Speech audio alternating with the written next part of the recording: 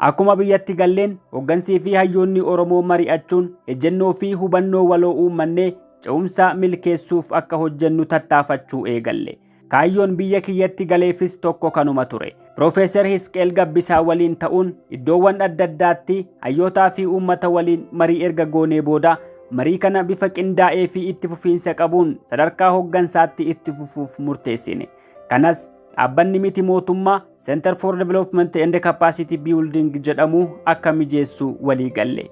Hoggantoota jaarmiyaalee siyaasaa yeroo san jiran mara akkasumas hayyoota yuunivarsiitiilee irraa filataman walitti fiduun eegalle. Mariin kun amajji bara 2019 irraa eegalee gara ji'oota 6 taasifame. Guyyaa duraa anaa fi Profeesar Hisqeel xiinxala haala yeroo dhiyeessine. Xiinxala kanaanis mallattoolee ce'umsi yaadame gufachaa jiraachuu fi biyyattiin gara wal waraansaatti deemaa akka jirtu akeekan adda baafnee dhiyeessine. San booda torbaniin hayyoonni, hogganoonnii fi qondaalonni waraanaa xiinxala haala yeroo ilaalchisee carraa fi balaa nu mudachuu malu dhiyeessan. Obbo Leencoo Lataa, Jeneraal Alamsheet Daggifee, Garasuu Tufaa, Dr. Taaddasaa Bariisoo fi kanneen kana fakkaatan faan dhimmoota siyaasaa, dinagdee, hawaasummaa fi nageenyaa irratti gabaasa dhiyeessan. Torbanoota muraasaaf bifa kanaan mariin dhimmoota waliigalaa irratti erga taasifamee booda jaarmiyaalee siyaasaa qofti walitti hafanii ejjennoo waloo akka qopheessan murtaa'e. Paartilee hundarraa dura taa'aa fi ittaanaa dabalatee namni sadii akka hirmaatu dhaabbanni miti mootummaa CDCB'n akka jaarmiyaatti anammoo akka dhuunfaatti akka marii kana qindeessinu ramadamne. Gaaffileen Oromoo maalii kan jedhuun kaanee dhimmoota dinagdee, hawaasummaa fi siyaasaa irratti qabxii tokko tokkoon mari'anne. Mariisan ji'a 6 torbaniin erga geggeessineen booda ejjennoo waloo jaarmiyaalee siyaasaa Oromoo qopheessine. Ejjennoon waloo sun dhimmoota yeroo dheeraaf Oromoo keessatti wal falmisiisoo ta'an akkasumas gaaffilee siyaasaa, dinagdee fi hawaasummaa Oromoo irratti hoggansi dhaabbilee maraayyuu kan irratti walii galan ture. Ejjennoo waloo kana hojiitti hiikuufis gola marii hoggansa jaarmiyaalee siyaasaa Oromoo akka ijaaramu walii galame. Dabalataanis galmeen safuu fi laguu jaarmiyaalee siyaasaa Oromoo ittiin masakamanis ni qophaa'e. Gaafa mallatteessuuf qophiin godhamu obbo Abarraa Tolaa natti dhufuun hoggansa jaarmiyaalee siyaasaa Oromootiif workishooppii qopheessuu akka barbaadu naaf hime. Kanas Abiyyi waliin akka mari'ate innis itti deemi jedheen natti hime. Gama kiyyaan mariin hoggantoota siyaasaa gidduutti godhamaa ture gara dhumaatti waan dhihaateef workishooppii sanarratti sirna mallattoo geggeessuu akka dandeenyu itti hime waliif galle. Hoteela Skylight'tti sagantaan guyyaa 2 qophaa'e. Workishooppiin sun hogganoonni mootummaas ta'ee mormituun marti qalbii gaariidhaan kan irratti hirmaatan ture. Gama mootummaatiin Lammaa Magarsaa, Adaanech Abeebee, Shimallis Abdiisaa fi Addisuu Araggaafaa turan. Gama mormitootaatiin Adda Bilisummaa Oromoo irraa Daawud Ibsaa, Ittaanaasaa Araarsoo Biqilaa, KFO irraa ammoo Profeesar Mararaa Guddinaa fi Baqqalaa Garbaa dabalatee qondaalonni hedduutu hirmaatee ture. Jeneraal Kamaal Galchuu, Abbaa Nagaa Jaarraa, Obbo Leencoo Lataa fi Obbo Galaasaa Dilboos turan. Paartilee hundarraa nama 10tu hirmaatee ture. Marii sanarratti hirmaattonni hundi dhugumatti miira namummaa fi oromummaatiin dubbachaa turan. Hogganoonni gameeyyiin yennaa waan keessa darban dubbatan namni hedduun ni bo'a ture. Dhuma guyyaa lammaffaa irratti ejjennoon waloo akka mallatteeffamu karoorri qabamee ture. Karoora kanarratti muummichi ministeeraas akka argamu nuuf hime. Sagantaanis bifa lamaan akka qophaa'u waliif galame. Tokko walgahii cufaa kan muummichi ministeeraa hirmaannaa miidiyaa malee hirmaattotaaf ergaa itti dabarsu, kan lammataa ammoo dhaamsa miidiyaan darbu ture. Abiyyi haasaa walgahii cufaa irratti godheen Oromoon har'as gaaffii waggoota 40 dura kaasaa ture san baadhatee deemuu akka hin qabne dubbate. Miirri ittiin dubbatee fi qabiyyeen haasaa isaa qabsaa'ota gameeyyii achi keessa turan kan muufachiisee ture. Sagantaa miidiyaaf banaa ture irratti sa'aan walii galtee itti mallatteeffamu yoo gahu lammaan akka mallatteessu Abiyyummaan ramade. Murtii kana ejjennoo paartii isaanii fi mootummaa akka ta'eetti hubanne. Ejjennoo waloo akkuma mallatteessineen lammaa dura taa'aa gola marii hoggansa jaarmiyaalee siyaasaa Oromoo goonee muunne. Koreelee garagaraa kan birootis ijaarree addaan galle. Torban tokko booda hoggantoota paartilee hundaa fi lammaa waliin taane waajjira Abarraa Tolaatti wal agarree hojii hojjetamuu qabu irratti mari'anne. hojiis bakka lamatti qoonne. Tokko dhimma walitti bu'iinsa lixa Oromiyaa kan ilaallatu yoo ta'u, kan lammataa ammoo waa'ee filannoo biyyaalessaa dhufaa jiru irratti hojjechuuf ture. Karoora kana qabannee muummicha ministeeraa bira dhaqne. Innis ajandaalee lamaan irratti kan diinagdees akka dabalamu yaada dhiyeessee fudhanne. Abiyyi dhimma lixa Oromiyaa irratti yoo dubbatu addi bilisummaa Oromoo durumarraa ce'umsa jeequuf karoorfatee biyya galee jedhee dallansuun dubbate. Kanaaf ammoo sababa lama dhiyeesse. Tokkoffaan hoggansi adda bilisummaa Oromoo ofii xayyaaraan Finfinnee yoo galu waraana ammoo gara Sudaaniin gara Wallaggaa akka galchee himate.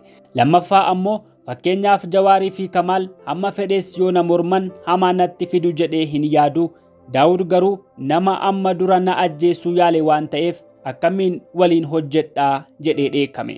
Abiy dhimma boombii waxabajji 16 bara 2018 waltajjii masqalaatti darbatame dubbataa ture. Namni hundi hedduu rifate. Garuu obbo Daawud aggaammii godhame keessaa harka akka hin qabne ni haale. Dubbii kana jarri lamaan waliin kophaatti haasa'anii akka wal amansiisan yaada ani dhiyeesse manni deeggaree murteessine. Isaanis guyyoota muraasa booda wal arganii dubbii fixanneerraa jedhanii nuuf gabaasan. Dhimma waraana bosonatti hafees waliin mari'atanii furuuf waadaa seenan. Dhimmi lammataa gaaddisni irratti hojjechuu yaale qophii filannoo bara 2020 ture. Hojii kana itti gaafatamummaan geggeessuuf koreen Piroofeesar Mararaan hoogganamu kan anis keessatti hirmaadhus dhaabbatee ture. Waa'ee filannoo irratti hojjechuun kan barbaadameef sababoota lamatu ture.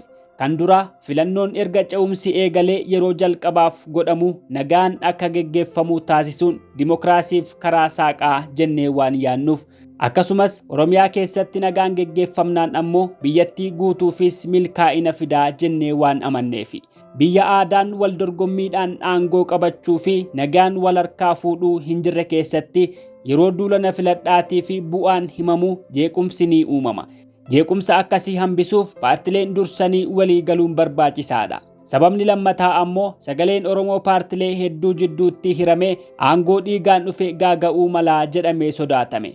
Keessattuu magaalota keessatti sagaleen Oromoo paartilee hedduu jidduutti harca'uun tokkoon isaaniituu mo'uu dhabuun warri biraa akka injifatan taasisuu mala. Kanaafuu jeequmsa filannoon wal qabatee dhufu hambisuufis ta'e harcaatii sagalee hanqisuuf paartileen Oromoo dursanii marii fi waliigalteen teessoo hirachuun ni fayyadaa jennee yaadne. Kana jechuun haalli qabatamaa ture waldorgommii filannoo guutuutti walaba gochuuf waan hin aanjofneef kan dursamee irratti waliigalame geggeessuuf yaalle. Haaluma kanaan formulaan paartilee yeroos turan teessoo filannoo Oromiyaa adda qooddachuu dandeessisuu malu irratti hojjetame. Paartileen kunneenis 5 turan. ODP, KFO, Adda Bilisummaa Oromoo, ABO Tokkoomee fi Paartii Biyyaalessaa Oromiyaa yookiin PABO turan. Garuu ammoo akkaataa paartileen kun teessoo mana maree Oromiyaa fi Federaalaa hirachuun danda'amu irratti formulaan garaagaraa dhiyaatus waliif galchuun hin danda'amne. Gama ODP'n sadarkaa manneen maree lamaanittuu sagalee wayyabaa qabaachuu barbaadan. Sababni isaas sadarkaa federaalaa fi naannoottis aangoo hojii raawwachiiftuu gallakkisuu waan hin barbaanneefi. Gama mormitootaan komii lamatu ture. Kan duraa ODP'n sagalee wayyabaa argachuu hin qabu ejjennoo jedhu qaba turan. Sababnis olaantummaa yoo qabate amala abbaa irrummaa duraanii itti fufuu danda'a sodaa jedhurraa ka'a. Shakkii OPDO irra jiru furuuf yaanni garaagaraa dhiyaachaa turan. Yaanni tokko sadarkaa federaalaa ODP'n to'atee aangoo muummicha ministeeraa akka qabatuu fi mormitoonni ammoo Oromiyaatti sadarkaa wayyabaa qabatanii aangoo bulchiinsaa haa fudhatan kan jedhu ture. ODP'n sadarkaa naannootti sagalee wayyabaa akka fudhatu kan yaadameef iddoo muummicha ministeeraa Abiyyiif dursanii mirkaneessuun walii galtee akka fudhatuuf amansiisuu danda'a jedhameeti. Mormitoonni aangoo naannoo olaantummaan qabachuun ammoo sodaa abbaa irrummaa OPDO irraa qaban laaffisuuf gargaaraa jedhamee abdatame. Ta'us gama lachuu amansiisuun hin danda'amne. Rakkoon lammataa ammoo mormitootuma jidduuttuu inni kam teessoo hammamii argachuu akka qabu irratti walii galuu hin dandeenye. Paartileen umuriin turan harka wayyabaa argachuu yoo barbaadan kan haaraa ammoo walqixa argachuuf hawwu turan. Humna walii ilaalanii gitaan hirachuu hin fedhan ture. Gaaddisni bifa kanaan deemus bu'aa barbaadame hin argamsiifne. Garaagarummaa OPDO fi mormitootaa qofa osoo hin taane kan Lammaa fi Abiyyi gidduu jirus danqaa guddaa uumaa ture. Yeroo gaaddisni uumametti Lammaan pirezidaantummaa Oromiyaa irraa kaafame hariiroon jara lamaanii summaawee ture. Abiyyi gama isaatiin Lammaan gaaddisa kana qabatee akka isa dhiibuu barbaadu shakka. Lammaa ammoo dura taa'aa gaaddisaa taasifnee muudnus atakaaroo paartii isaanii keessatti Abiyyi waliin galan irraa kan ka'e qalbiin hirmaachaa hin turre. Yeroo gabaabaa booda Lammaan guutumatti hafee Shimallis Abdiisaan bakka buufame. Kunis hedduu osoo hin deemin wal shakkuun hammaataa deemuun gaaddisni bakka yaadame osoo hin ga'in karaatti hafe.